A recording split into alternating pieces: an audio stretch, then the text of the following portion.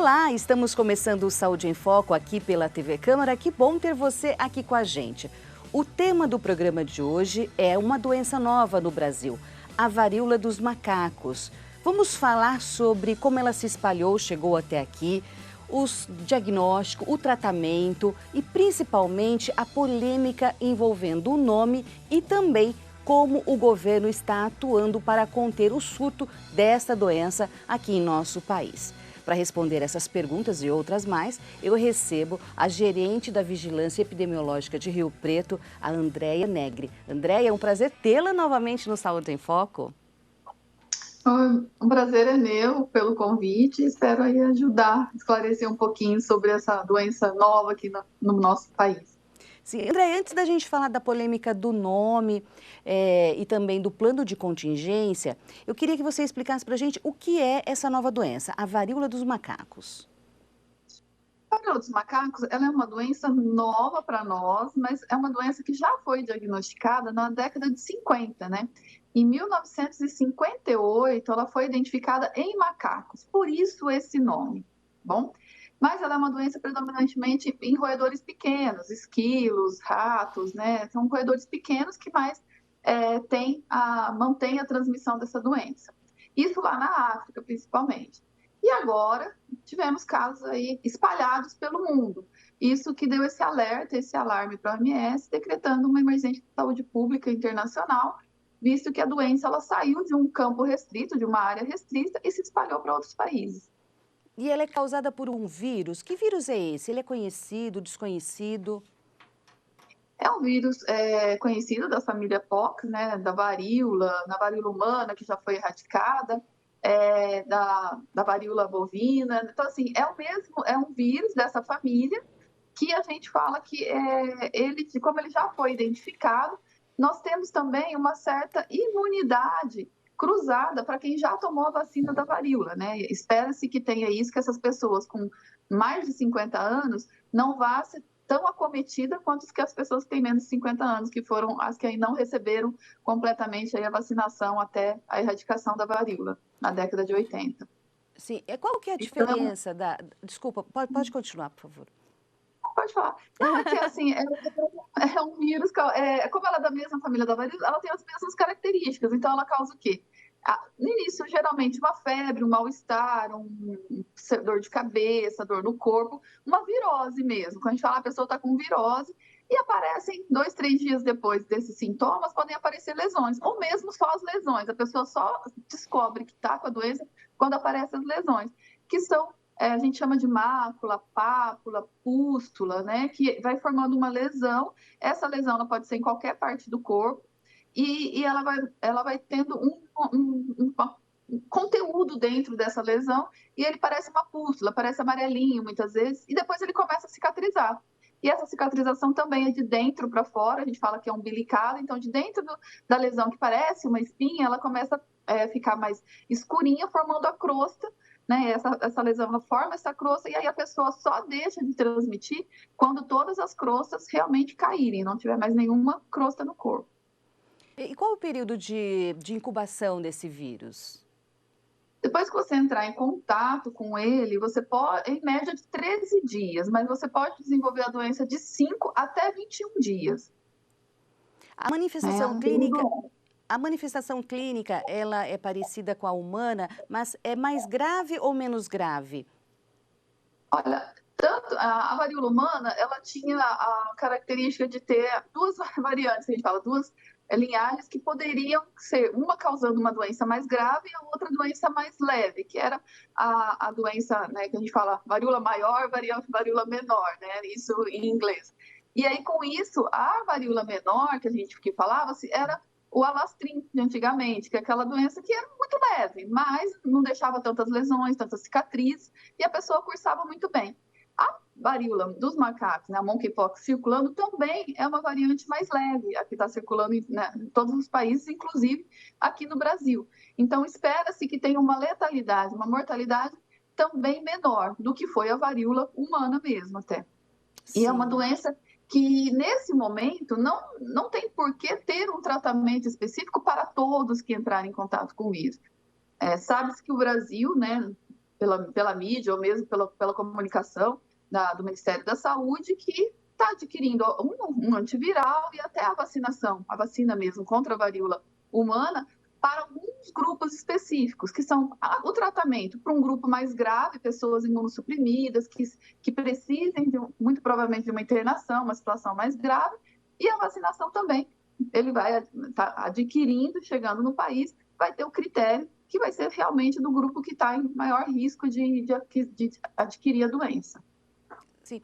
Vamos falar um pouquinho da transmissão. Como ela pode acontecer? Ela é uma transmissão de pessoa a pessoa. Embora animais, como eu falei para vocês, os roedores, pequenos roedores, eles podem transmitir, né, também para o humano, mas hoje ela está muito bem sustentada entre as pessoas, né? Não precisa de um hospedeiro intermediário nessa cadeia para que a gente tenha a doença. O risco mesmo para o humano é outro humano infectado. Outra pessoa Nesse infectada. momento.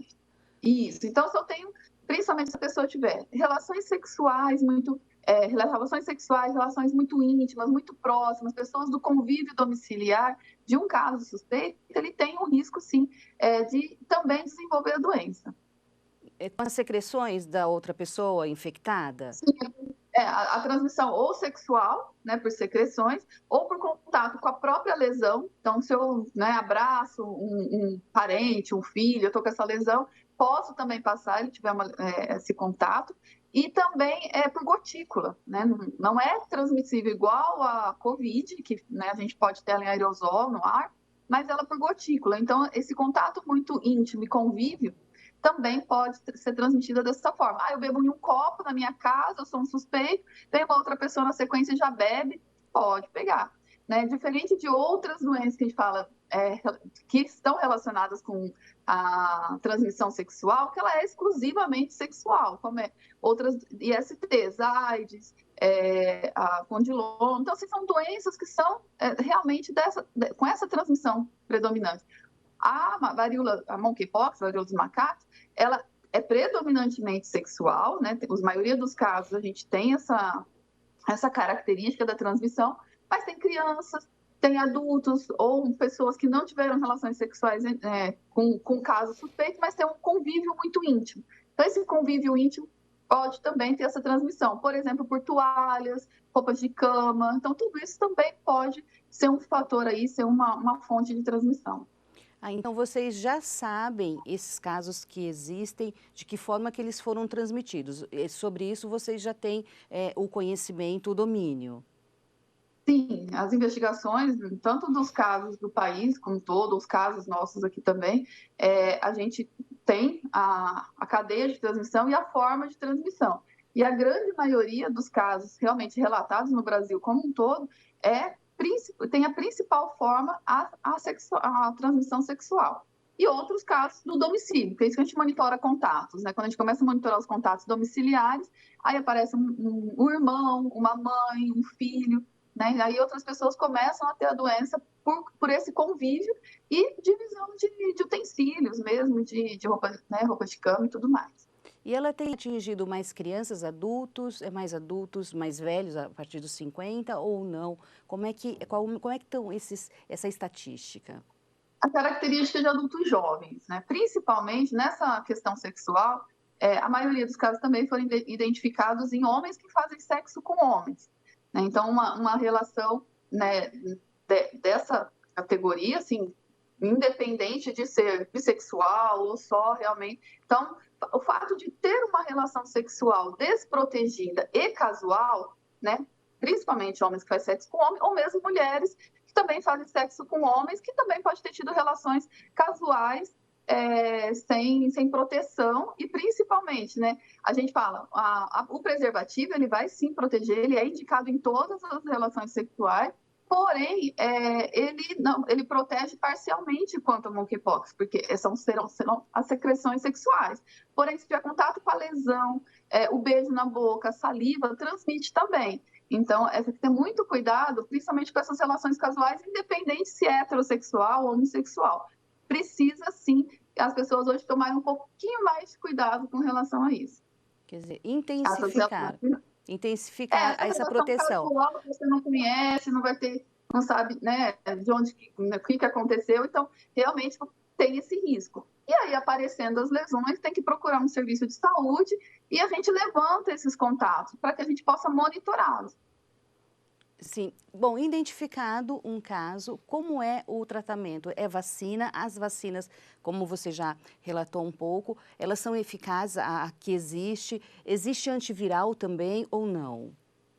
Olha, no Brasil, a gente ainda não tem a vacina e não tem o antiviral, né? No plano do Ministério da Saúde, há o planejamento de adquirir um quantitativo que vai ser para grupos muito específicos, como eu falei, para casos muito graves, o antiviral, e para a população de maior risco, para a questão da vacinação. A vacina que tem disponível hoje é a vacina da varíola humana, não tem uma vacina específica para monkeypox. E essa aquisição dessa vacina, ela vai ser para esse grupo, como eu falei, e ela dá uma imunidade cruzada interessante, né? Uma boa imunidade por serem vírus da mesma família, né? Ter toda uma característica aí de não ter tanta mutação quanto são os vírus, como é coronavírus, como outros vírus podem sofrer essas mutações. Já sabe-se que os monkeypox ou a família pox não tem tanta mutação. Pode ser que aconteça, tudo pode mudar? Pode, mas nesse momento ele está cursando dessa forma. Quem tomou a vacina da varíola humana, ele está mais protegido ou não? Sim, está mais protegido. Por isso que a gente fala que pessoas com menos de 50 anos, elas têm um risco maior porque não foram vacinados até a erradicação da varíola, porque até no início da década de 80, 79, 1980, ainda se vacinavam a população. Acho que foi em 79, 78, 79 as últimas campanhas assim nacionais indiscriminadas que realmente ajudou com a erradicação. Então, hoje, ela não faz parte do calendário de vacinação? Não, não faz A parte. A humana. vacina ela não existe aqui no Brasil, a vacina contra a varíola. Ela tinha o seu agente, a vacina mesmo, guardada em laboratórios específicos do mundo, mas ela não tinha uma produção porque não tinha mais a doença, né? Há quase 40 anos que a gente não tinha menção, né, da doença se espalhando. Monkeypox sempre tem um surto ou outro lá na África, sempre existiu, não é uma doença que deixou de existir. Desde que ela surgiu, causou pequenos surtos ou surtos em algumas cidades, que ela se tornou endêmica praticamente em 7, 8 cidades, né, outros estados da África, mas os países da África, só que ela não se espalhava para o mundo como um todo. Agora, ela adquiriu essa característica e acabou sendo espalhada e temos casos em diversos países. Dentro do plano de contingência do governo, o que você destaca? A vacinação, talvez a retomada mesmo da vacina humana, né, da varíola humana, seria Olha, uma ação? no plano a gente vê que assim é muito a gente trabalhar essa contenção, né? É uma doença que ela é passível de controle, um controle melhor do que qualquer outra doença respiratória. Por exemplo, influenza é uma doença de difícil controle, a coronavírus, a varicela, né? Porque são doenças que são altamente transmissíveis por contato respiratório, por ficar em aerosol. Então, o fato de eu ficar num ambiente com 15 minutos ou mais, muitas vezes, com uma pessoa que tem uma dessas doenças, o risco de adquirir é muito grande.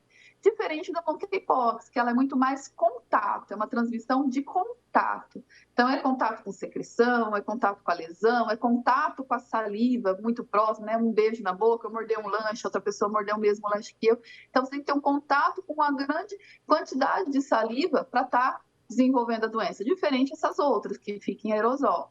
Então, é uma doença de fácil não, né? Mas de melhor controle do que as outras. E é aí que a gente vai estar trabalhando muito em cima disso. Por ter essa característica, espera-se que não seja uma doença explosiva como foi coronavírus. Em um dia, temos até 1.000 casos aqui em Rio Preto, por exemplo. Não trabalhamos muito com essa hipótese pela característica da transmissão da doença. E o Brasil tem isso no plano, trabalha muito isso e buscarmos os contatos. Então, eu tenho um suspeito, vamos buscar os contatos, monitorá-los. Eles não precisam ficar isolados, como é na Covid, não circular, não trabalhar.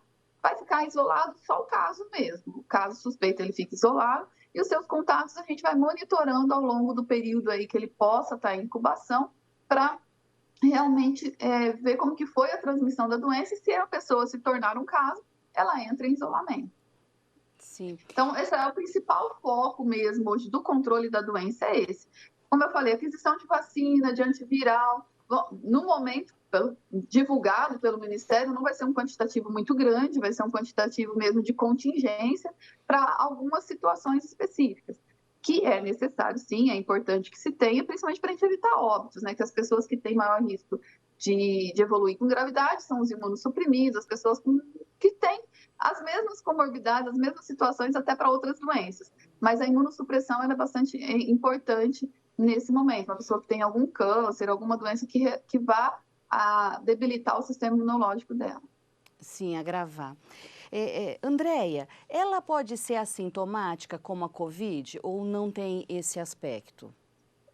Olha, muito raro, porque a gente vai fazer o diagnóstico, a suspeita, a partir da lesão. Se ela não tem lesão, a gente não suspeita, e ela perpetuar essa transmissão é muito mais não é impossível, mas não é um mecanismo de transmissão dela. Por ela ser de contato, como é o ebola, outras doenças que são por transmissão de contato, precisa identificar assim, esses sintomas e a gente conseguir controlar e monitorar essas pessoas.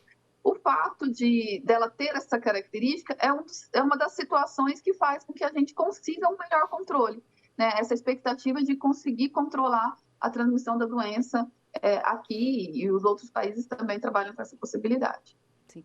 André, um outro problema envolvendo essa doença é o nome. Eu notei durante toda a entrevista, você se referiu mais como monkeypox do que varíola dos macacos. Há uma iniciativa aí para mudar isso, porque está causando problemas para os nossos animais, os macacos. As pessoas estão confundindo aqueles que estão transmitindo. Vamos explicar isso melhor?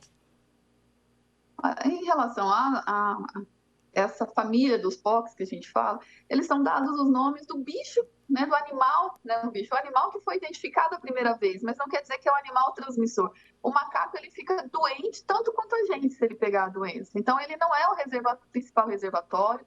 E os macacos aqui do Brasil, eles não têm, eles não estão infectados, né? Isso daí acontece, pode ter algum caso ou outro em outros países, principalmente na África, né? Mas aqui a transmissão é muito sustentada entre humanos. E aí o fato de ter esse nome, varíola dos macacos, ou a gente trabalhar com monkeypox, é até uma recomendação que a gente, embora o ideal é não se ficar usando palavras em inglês para estar falando das doenças, das situações, nessa é uma recomendação. Usar o nome em inglês para que as pessoas não associem mesmo aos macacos que nós temos aqui. Esses macacos, eles não estão infectados, eles não estão transmitindo. E aí essa questão das pessoas, por não conhecer, por não saber mesmo, acabar agredindo esses animais, né, só fazendo alguma violência contra eles, achando que está se protegendo, é desnecessário, porque não está se protegendo e está aí causando um dano a um animal que, né, ele tem o seu convívio, o seu habitat nas árvores, nas florestas muito próximas da cidade, mas que ele não transmite essa doença. Então, ele não é um alvo não deveria ser um alvo da população para acabar com a doença. Isso não vai acabar. O que vai acabar com a doença é a gente conseguir reduzir a transmissão dela pessoa a pessoa e monitorar todos os casos. Os macacos, eles não têm nada a ver com a transmissão nesse momento. São tão vítimas e aí, quanto o nós. nome é para isso, para desassociar. Então, a gente pede até que a mídia, que todo mundo fale em monkeypox, não varíola dos macacos. Sim, muito bom, muito importante. Andréia, você esteve aqui com a gente no Saúde em Foco no início da pandemia da Covid-19, nos dando essas mesmas orientações com relação à Covid, porque ainda era um mistério, a gente achava que era coisa de 1 mês, 2 meses, 3 meses, e hoje a gente volta nesse momento. Você, como uma profissional, uma especialista da área, como você avalia todo esse momento que o mundo e a gente viveu com a Covid e agora com a monkeypox? Quem trabalha com epidemiologia, com doenças transmissíveis, historicamente sabe que a qualquer momento uma nova pandemia pode surgir. Né? Não esperava viver tantas já, né? Já foi a de 2010, 2009, 2010 foi a influenza, aí essa da Covid, essa emergência agora da monkeypox, tivemos a emergência da Zika, Então, a cada momento, doenças virais, elas pode ver, praticamente todas que eu citei são vírus. Essas doenças, elas podem ter esse potencial de causar grandes crises nos países, no mundo como um todo. E o nosso papel é esse, tentar identificar o quanto antes, dar uma resposta para a população e reduzir o dano que esses agentes podem causar aí quando eles começam a circular, né, entre nós humanos. E é muito, muito gratificante também, né, ter vivido essa pandemia.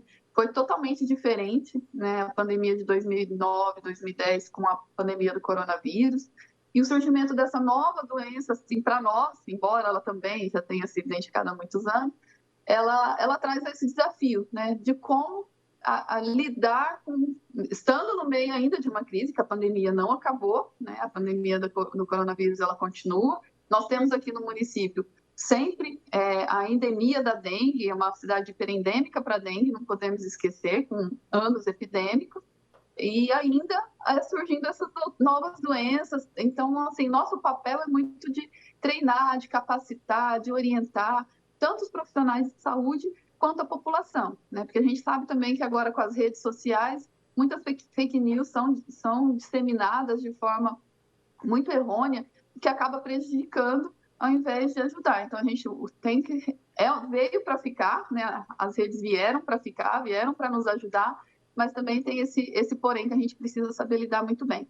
Tanto nós, quanto a mídia e a população. Sempre buscar uma fonte fidedigna, não acreditar em tudo que recebe no WhatsApp, que recebe nas redes, porque sempre buscar fontes oficiais, a gente pede isso, né? Sempre foi assim, né? Quando a gente trabalha com ciência, sempre buscar artigos oficiais, boas revistas, e no caso da população, sempre buscar os órgãos, né, responsáveis, Ministério da Saúde, prefeituras, o Estado, que vão estar passando as orientações nesses ambientes mesmo oficiais, o que é realmente e não algumas coisas que possam estar só para alarmar a população desnecessariamente, ou mesmo falar que não é nada, e depois realmente a gente falando, olha, é uma doença, é uma situação grave, precisamos de um apoio da população. Ah, não, isso não. Eu recebi alguma notícia aqui no meu WhatsApp que isso daí não vai acontecer.